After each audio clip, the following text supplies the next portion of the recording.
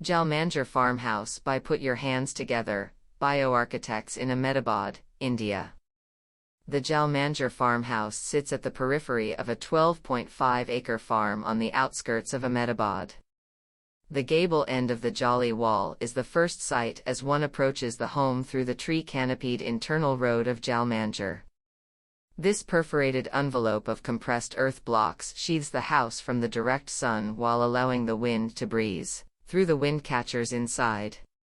To be able to tackle the climate of the region was pivotal in the design and planning of spaces since the first sketch. All major decisions are based on the efficiency of the climatic performance of the house. The position and size of the openings, orientation and volume of spaces, choice of materials, outer layer of the jali and the windcatchers, all work in synergy to create simple but energy-efficient spaces. Conceptually, two similar rectangular volumes, the living and dining, sit on either side of an open-to-sky courtyard and are connected by a passage and circulation core. These volumes are taken up to house 2 bedrooms and their respective bathrooms. Apart from the main functions of the house, the spaces derived between the layer of the jali wall are crafted into semi-open verandas, balconies, landscape niches, service corridors, and an open-to-sky shower.